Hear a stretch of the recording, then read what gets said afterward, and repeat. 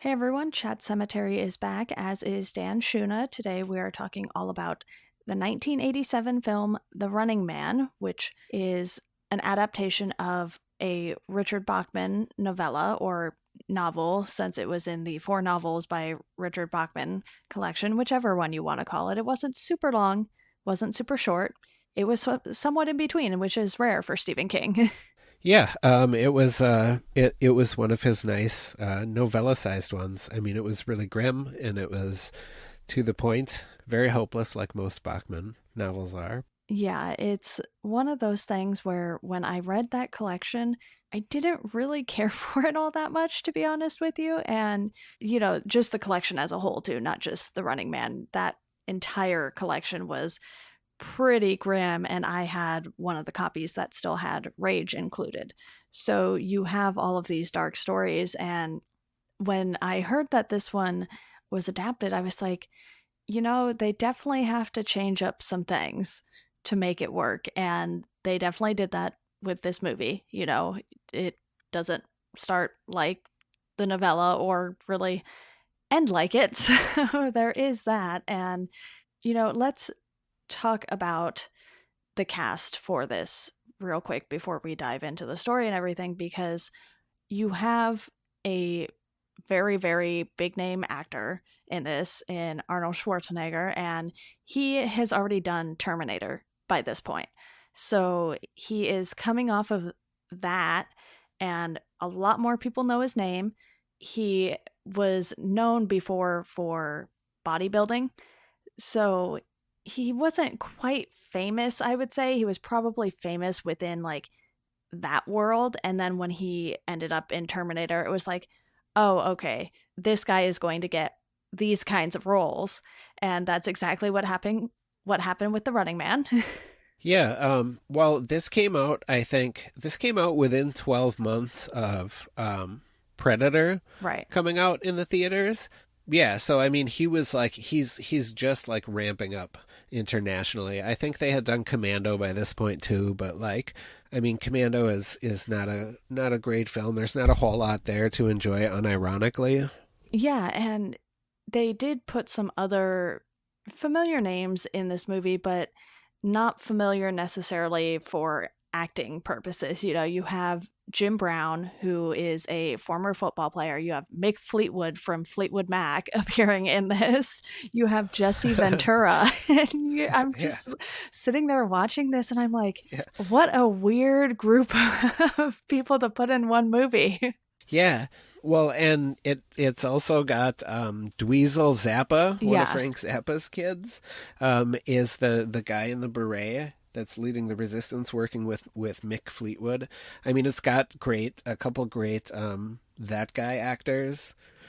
Kurt Fuller, Oh, yes. who I recognize from Wayne's World. Okay. I mean, he is a consummate kind of a Smithers, if you will, kind Yeah. of a bit of a stooge. So that guy's always fun. Yeah, there's a lot of stunt casting in this. I mean, there are a lot of people. Maria Conchita Alonso was super big in the 80s and early 90s.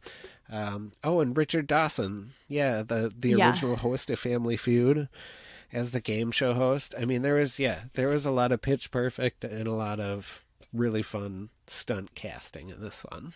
For sure. And I think they were leaning more on people wanting to watch this because of the action sets in it and not really banking on it being extremely good acting or anything.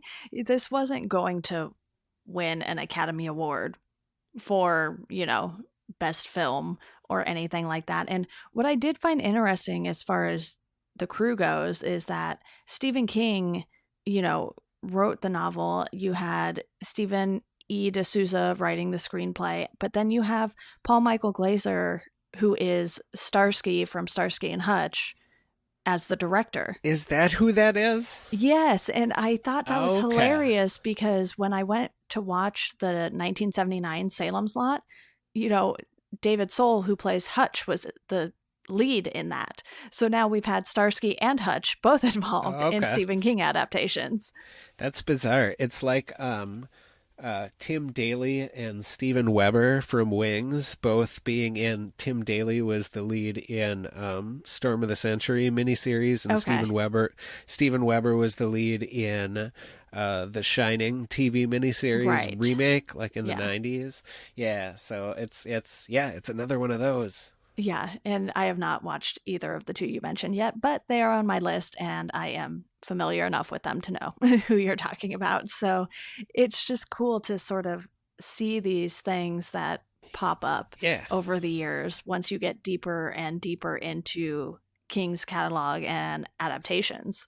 yeah, it's great to see people who they do a really good job the first time they try King, and then they kind of stick with it. Like the director Mick Garris Yes. and Frank Darabont is another one, and they each kind of manage a different version of King's voice well, and so like their adaptations are always really well suited to what their strengths are as filmmakers, and it's great to see them continue on making more and more.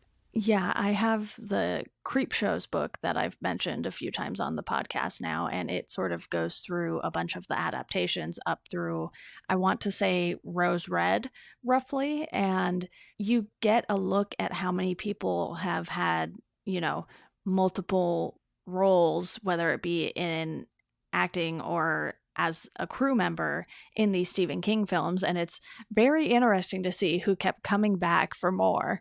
And, we definitely have a lot of interesting people involved with this movie. So I really just felt the need to make that Starsky and Hutch connection there.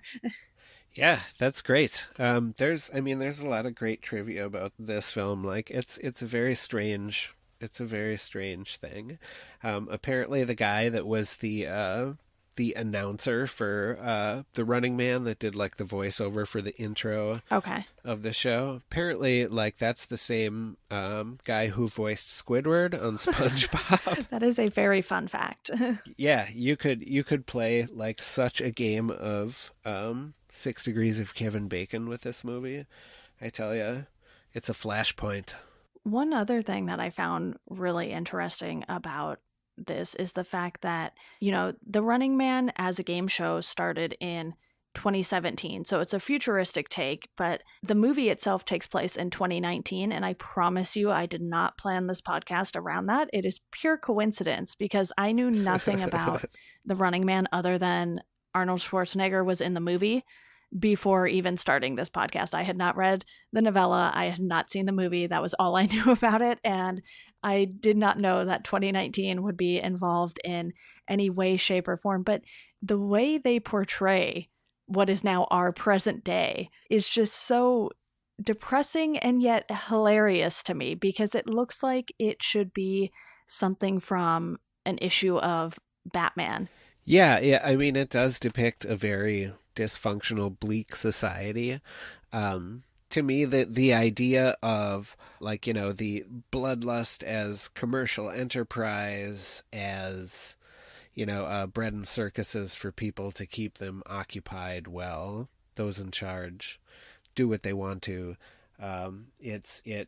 I mean, it's a picture of a very dysfunctional society, and I think your comparison to Batman is very good. It's like it's very Gotham City. Yeah, that was the first thing I thought of when I saw the look and the feel of the city that they were portraying there. And when you have a dystopia like you have in here, you really have to go all in on it. Otherwise, it won't work at all. And I think the fact that they did go all in on this, and, this film had a $27 million budget, which, if I'm not mistaken, Terminator's budget was only between 6 and 7 million. And that's arguably a Okay. much bigger movie than this one is. And yet this one had, Oh yeah. like a way bigger budget. And I think a lot of that has to do with one, the number of extras they had to have in this movie, because you have the crowd outside, you have all the people inside at the game show, you have all of those dancers that really we spend a little too much time with. Yeah, that crazy jazzercise intro goes on for, a minute and a half, like intercut, and then we see it later as like a segue, like into and out of a commercial. So, I mean, it's just, 2019 TV is just people in leotards kicking their legs around. Um, yeah, and then extras, you've got those guys that are in the concrete hallway that they come shooting out of when they're first like rocketed into the Yeah. game area. They've got that's populated with all these Mad Max rejects, and it feels like a small movie. Like there aren't a lot of long shots hmm in it. There's not a whole lot of establishing what the terrain that we're on looks like. Did you find that distracting, or did you find that it served the what they were trying to do well?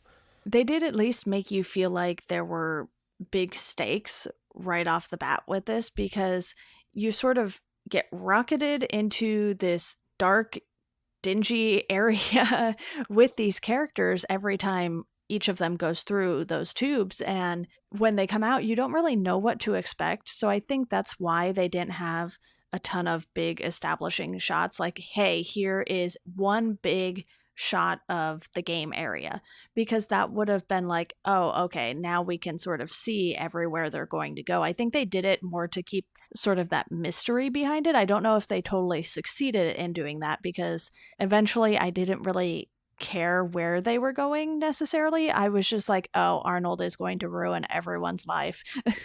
I agree with what you say. Like, I think that it does serve, like, in the areas where they're actually running and being chased. I feel like in those cases, it does serve what they're trying to do quite well. But, like, even before that, like, when we have Okay. the shots of him supposedly doing the massacre in the very beginning, which, by the way, fun fact, apparently the footage that of the helicopters actually attacking, like you see the helicopter against the night sky hmm and the machine gun is going. I guess that's reused from the 1987 King Kong. Okay. That seems very odd. Yeah, they reused footage. I mean, it's an 80s action movie. These things happen. Like, it's not super uncommon for like a relatively low budget 80s action movie to do that, but it's kind of weird that something with like, I mean, the budget it had in the year that it was made is like extremely large, and it did not do amazingly well. I think it made what? Like 31 million or something. It wasn't a ton. Yeah, I think that like the profit off of what it cost to make, I think was like 7 or 8 million total. Oh yeah, 38.1 million in the United States. And I don't really see this being the kind of movie that's released overseas, especially in 1987. It wasn't quite on the same scale as some of the other movies like a Terminator, even though that had a smaller budget. And it's like, yes, they made money, but they had to spend so much money to make it look the way it did. And you can tell that a lot of money went into the sets on this one and the extras, and probably most of it, at least cast wise, went to Arnold. Yeah, and I gotta say the costumes were all awesome. um, For 1987, I have to agree with you, even though they were trying to make it look like something in 2019. right, yeah, no, they're silly, but they're awesome, and whatever they spent on them was well spent. Like the suits that they're wearing when they're getting like when they're running, Yeah. those suits with the with the quilted shoulders. I don't, Yeah. I don't know if you noticed, but those are Adidas. Okay. So they're I think I did catch that. Yeah. yeah, there's an Adidas logo. So like they're sporting like quilted Adidas camel toe and moose knuckle suits, which is quite something to behold. Thank you, 1989. And they made such a big deal of the reveal, too. They bring him out in the shackles and everything, and then they Yeah, reveal the right. suit, and it's just so very over the top. Yeah, what are you wearing? But that's what makes this movie work in a sense, too, because, Katie and I talked about Maximum Overdrive, and that is another movie that was very over the top, but it was not quite as good as this one, I would say, by quite a bit, because this, you actually have a little bit of a real story behind it, you know. Ben Richards is framed for a massacre because the cops don't want to take responsibility for the order that he was given, and he refused, so they doctored the footage once he was on the game show, and they showed the audience what the lie they were telling was.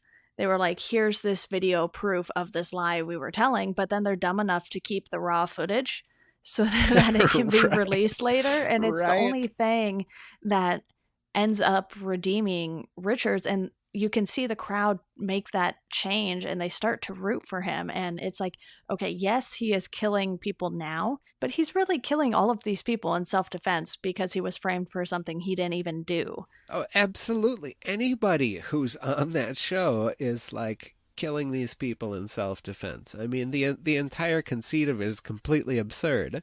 You know, you're a capital criminal, you've been sentenced to life, and so you have an opportunity to win your freedom by going on this game show and like making money for this network. Like it's the whole thing is absurd on its face.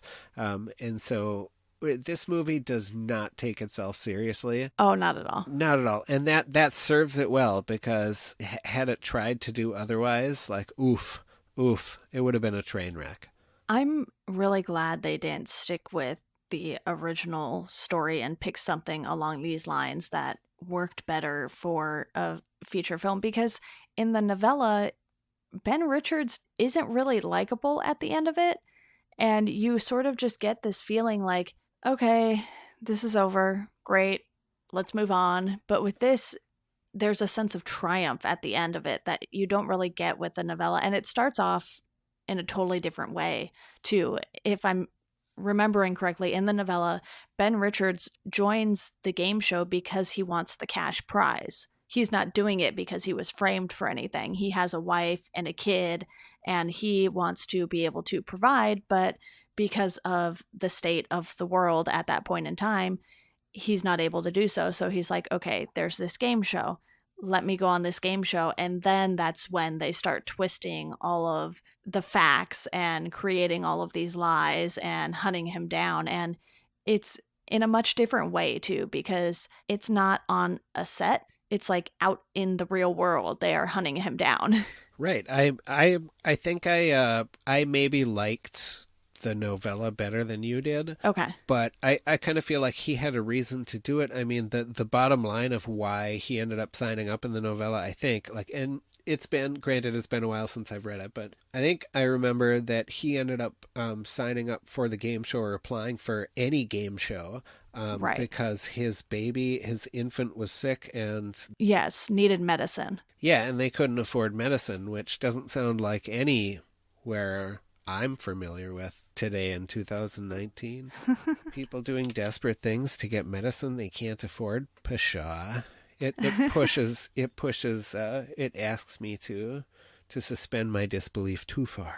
What this does, though, is they twist everything before the game show so that, you know, he's already been framed. He was basically enslaved with, you know, this bomb collar on his neck. So basically, the movie takes a lot of the things to the extreme, even more so than the novella did, which I definitely appreciated. And I think I liked the movie better just because I wasn't quite as fond of the novella and I didn't really find too many likable characters in it. And, you know, maybe that's because I was reading the collection that started with Rage. And, you know, it was just one of those collections where it was super, super grim and The Running Man happened to be the last novella. So by then I was just like, okay, can we get this over with? Kind of thing. Yeah, by the time you get to the Running Man and the Bachman books, you totally have tragedy fatigue. Yeah. You're just like, oh man, I don't know how much more of this I can handle. Like you feel like you've been in a boxing ring emotionally by the end of it. And yeah, I mean, all of those are super bleak stories, and there aren't necessarily like, yeah, no, there aren't characters to like really in the Running Man. It's very dark and bleak. It's very it feels very 70s new wave sci-fi. Like I don't know if you've ever read any Harlan Ellison or Norman Spinrad. I have not. Okay. Yeah, well, that's a conversation for another time, but different podcast, but yeah, it's there is a tradition that feels a little echoed in here, Okay. but it is in the novella. But what I like about the film is that, like, rather than going bleak and depressing and super filled with import and meaning, the film's like, well, I mean, this could also be a ridiculously fun, bright spectacle, and it's deliberately stupid, and that's part of its charm and why it works. Um, but there's still enough parallels in there to where it's good satire in the way that Idiocracy maybe is good satire. Hmm. I mean, it's silly and it's dumb, but it still addresses things that are true. Yeah. It just does so in such an irreverent, pointless way that it makes the pill easy to swallow. There's just enough sincerity to make it feel good to laugh. Right. And corporate greed is obviously one of those things that it makes at least a little bit of commentary on throughout it, just because, well, I wouldn't even necessarily say corporate greed, because in the novella, these game shows are basically put on by the government. So the government has control. And in this movie, you have a very brief acknowledgement of that when you have Damon Killian calling and saying, "Get me the Justice Department Entertainment Division." Right. And Get me it the took me a president's second. I was agent. like, wait, did I just hear that correctly, that the Justice Department has an entertainment division? And as far as I know, that is not a real thing. I mean, given our current Justice Department, I could be wrong. Yeah, I'm afraid you were misinformed. I don't know who you heard that from, but no, there's totally yeah, and they talk about the president has a talent a talent agent, I guess. Yeah. Which, I mean, like, that is, I mean, our current president was at one point a TV celebrity, so I would imagine he had a talent agent. Ronald Reagan was once an actor. I imagine at some point he had a talent agent. So, Yes. it's not entirely unheard of. Um, but yeah, just, I mean, so silly and so over the top. It always amazes me when Stephen King will write something back in the 80s and you see how things have come full circle today, and you're like, wow, he nailed that on the head. And that's what some of this movie feels like at times. And like you said, you're kind of able to laugh about it, but at the same time understand that there is, you know, some real consequence and real truth behind this story that's being told. Yeah, there's an element of like dark comedy and whistling through the graveyard about it that is, I mean, the film is so thin that it's just it's fun to pop a bowl of popcorn and grab a couple friends, and it's just silly stupid fun, whereas, like, as you mentioned, the novella is just soul crushingly depressing. Yeah, it really is. One thing that we definitely need to talk about is the fact that you have Ben Richards going up against these Slayers. And, we mentioned some of them in the cast. Jim Brown is Fireball, he was a football player. Jesse Ventura is Captain Freedom. You have Dynamo. I don't even know how many guys they threw at him, but it was at least four. Oh, Sub Zero was the other one, which gave me very Mortal Kombat vibes, even though Mortal Kombat didn't come out until like 5 years after this, ironically. Yeah. Did you hit Buzzsaw, Captain Steroids, the guy with Oh, yes. the world's reddest face and the chainsaws? Yeah. Yeah, what a crazy cast of characters. It's like he has his own it's another similarity of Batman. He has his own rogues gallery of villains that he has to defeat.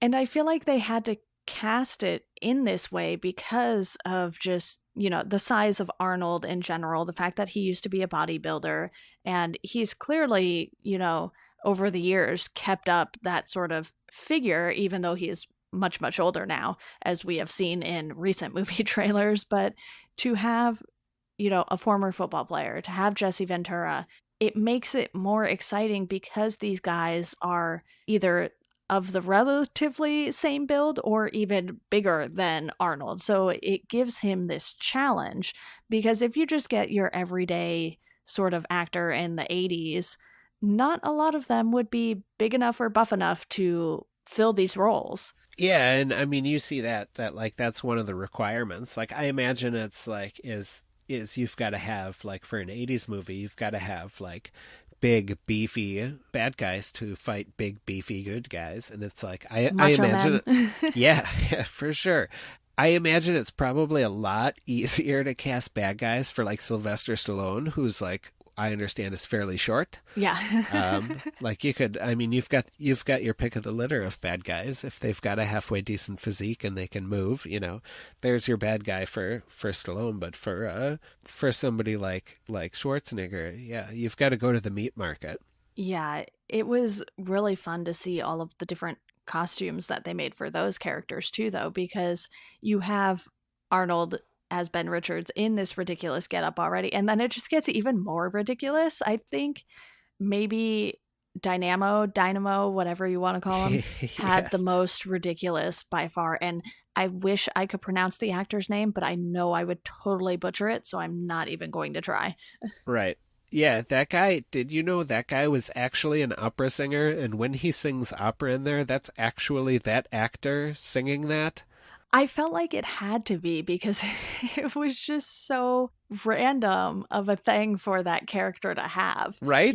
It would be really weird to write that into the movie if the actor was not capable of doing that himself. Yeah, like the guy with the electrical powers and the Christmas lights. Yeah, he sings opera. Makes sense. Let's do it. Yeah, it's an odd trait. Yeah, I mean, there's just there's just so much that you can say about each one of the Slayer characters that come after him. I mean, they're like He-Man bad guys, or I mean, it's so comic booky, like Saturday morning cartoon. But I mean, it's super violent. And for the time, it's like really like gory. I mean, Hmm. people die badly in this film. Like Yeah. I saw it when I was like 9 or 10, and as a 9 or 10 year old boy in the early '90s, like I mean, it was straight up my alley. I loved this film when when I was a kid, and I watch it now and I just laugh. It's a delight. It's so silly and so bright and so comic booky and cartoony. Yeah. How did you feel about the characters who ended up in the game show with Ben Richards? Obviously Amber gets thrown in at the end there, and it's sort of this karma for her turning Richards in, thinking that he actually did what he did until that moment when she sees on the news, oh, he killed these people on his way into the airport. And she's like, that's a lie because he was with me. I know he didn't do these things. So then it's like the light bulb turns on for her. And she is like, oh, crap. He really is innocent. And she goes snooping around to try and find the evidence of that. And she does find it, but winds up in the game show. So, I think that relationship there by the end made a lot more sense than the two guys he escaped with because those two guys did not really stand a chance in the game show at all, especially the scrawny dude. Yeah, Weiss and Laughlin. Yeah. Weiss and Laughlin were total red shirts. Okay, like the second you see that they're getting put in the game show, they're like, "Oh, you're the ones who die, so that like You're like, goodbye. so that we understand that the stakes are raised." Yeah, before they even launch them, it's like, "See ya." And like you said, I think it was Weiss, the guy with the glasses. Hmm. It's like, oh man, like it's an '80s action movie, and you're a nerd, like you're gonna die. So, Yeah. but I mean, her getting put into the game is like, I mean, it's sort of interesting. I kind of feel like how they handled like the only female character in the entire movie, is like to me, she felt like it felt very possessiony. Oh, yeah. Not to skip to the end, but like that scene where at the end they're in the red tunnel or whatever, and they just look at each other and then they embrace and kiss. It's like nothing in that is so unearned. Like nothing in the movie up to that point like has been romantic except for like two scenes prior to that. Like Arnold gives her a super pervy look when she like holds up her gun when they're raiding the ICS building. Like they're at like a And he makes a comment like, "Where are you going to keep that?" or something yeah, to that effect. where did you hide that? And it's like, first of all, that doesn't where were you hiding that? Like that doesn't even make sense because like clearly they got their clothes and all of their equipment from like the resistance cell. So first of all, I was hiding it with the resistance cell, and I wasn't hiding it because it wasn't mine; it was theirs. And then he gives her this super pervy look, and then that's it. Like and she like smiles and runs off. That is the only thing. And then at the end, they're just like, "Oh yeah, now we're together." Like it's just super possession-y and like I don't know, it's icky to a certain extent. But it's an '80s Schwarzenegger movie, Hmm. you know, and that's like such a trope, and that's like how they go beat by beat, you know. So I mean, it's so expected, but it's still problematic. You know what I mean? Yeah, I agree with you that it isn't really earned, but you kind of know from the beginning that this is going to happen by the end. So, by the time you get to that moment in the tunnel and the kiss, you're not surprised at all. You're just like, yeah, okay, this was going to happen. What I liked more with the two characters was how they worked as a team, even if Arnold literally had to do more of the heavy lifting, you know? as Ben Richards because he was the one who was going to be able to keep going, and just the way that they worked together out there, and she kept fighting back and didn't necessarily always need him to come to her rescue. Obviously, he did do that numerous times, but you do see her with the gun. She's capable of using it when she needs to. And then he's off doing his own thing, especially towards the end there when, the people's army sort of just comes on in and takes over the game show. Yeah, she's definitely not as much of a wilting flower as you might expect for the type of movie it is and the Hmm. time frame it was released in. Right. She's more independent than I think a lot of women were in action movies at the time. And look, I was not born in the 80s, so I did not grow up watching a ton of 80s movies. I'm a 90s kid, so I could be totally mistaken. But from what movies I have seen from the 80s, that seems to sort of be the gist where more often than not, women end up being sort of these objects or just these sort of plot devices instead of actual characters at times. But she did have her moments where she felt like she was her own character. She was like, okay, I'm going to do this. I'm going to go find the evidence that he was innocent, even though she doesn't really have to because she doesn't owe him anything. He did literally abduct her. Oh yeah. Well, I mean, she doesn't owe him anything, but like she clearly got done dirty, and she knows that like the her path to revenge like aligns well with his path to revenge. And also it's an '80s movie and they're going to end up together, and that's just how it is. Like you said, you know it the second you see him. It's like, okay, well Right. you're you know, and it's yeah, that's '80s movies. It's problematic, but there's a you know, it is what it is, I guess. Yeah.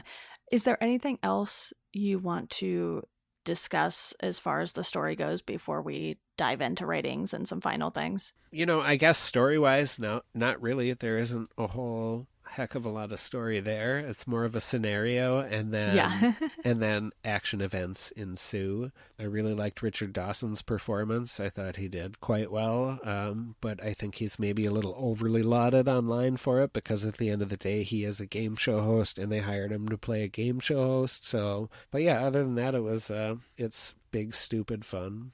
For sure. And as far as ratings go, I gave this a 3 out of 5 on Letterbox simply because it was fun. It wasn't one of those movies where I watched it and was like, oh my goodness, everything about this was horrible. There was a higher quality there because of that bigger budget. You could tell they put the time into making the set look like they wanted it to look, creating this entire greedy dystopia that just sort of made you feel filthy while you were watching it. You're kind of like, yeah, no, I don't like anything that's going on here except for the fact that Ben Richards is going to get back at all of you. But what would you end up rating this? Rating it, I guess I would also give it a 3 out of 5. I feel like that there is a good movie hidden in here, but the direction was very workmanlike. I guess the guy that directed it was the who is it, Starsky or Hutch? It was Starsky. Starsky. Yes. Okay, so like Paul apparent. Michael Glazer. Yeah, so Starsky was apparently had been a TV director prior to this, and like after I read that and watched it, like I can totally see that Mm-hmm. in the framing. I would say in the blocking, but there is no blocking because there really isn't. Is there camera movement in this film? I don't remember. If there is, it was very sparse and poorly done because I remember none of it. But yeah, I mean it's very workmanlike direction. They made it a Schwarzenegger vehicle, so of course they had to go in and punch up the script with all sorts of silly One-liners. one-liners. Yeah, Mm-hmm. I mean, but I feel like there are elements of a good film here, and as much as I hate like the rash of like remakes and Lego sequels going on right now, I feel like if they had like a good script, a great art director, and a non I guess archetypical one dimensional lead, if they were to remake this, I feel like there is a good movie in there somewhere. So it's a solid 3. I guess if I could give it a half, I'd say 3.5. Yeah. 3.5 stars for its potential and for the things it got right. Because the few things it got right, it got really right. It really did. I'm with you on the whole remake thing. It's kind of like, all right, it's already been done. I did go see, the new Pet Cemetery because I knew it took a different direction and it was something that interested me. So with this, I think they would have to do something closer to the actual novella for me to be really all that interested in the adaptation or the remake, if you will, because even though I wasn't too keen on the story, I think there is something there that might be worth exploring in a film, not in the same way that they went completely over the top with this one. Yeah, no, I don't think they should. The over the top and spectacular aspect of it has been done. But I still don't think that they could really do a direct version of the novella. As you point out, like with Pet Cemetery, that's what I was excited about, was the new direction they were going to take it in. Mm-hmm. And I was pleased with the direction they took it in. It wasn't what I was expecting. It was something fresh and new. And those are things that I look for in a remake. So I feel like if they updated some of the themes, gave it a few strong female characters who are independent of the action heroes, and took the themes and took kind of the general feel of the novella and made their own thing of it, I think that's the way that they should do it. In the same way that, like, when John Carpenter remade The Thing, he took Mm-hmm. he took the conceit and the idea of it, and he made it his own. I think that if someone were to do that with The Running Man and make it a crazy amalgam of the film and the novella meet somewhere in the middle, if they could, it'd be tough to pull off, but if they could, I think it would be great. Yeah, for sure. Well, Dan, I think that wraps up our discussion on The Running Man today. It has certainly been a fun one to discuss because I was more impressed with this movie than I expected. So I Yay. was looking forward to talking about it with you because, sometimes it's really, really fun to talk about the bad Stephen King movies. And then sometimes it's really nice to be surprised by the ones that you think are going to be really bad. Yeah, and I mean, this is like, make no mistake, like this is a pretty bad movie.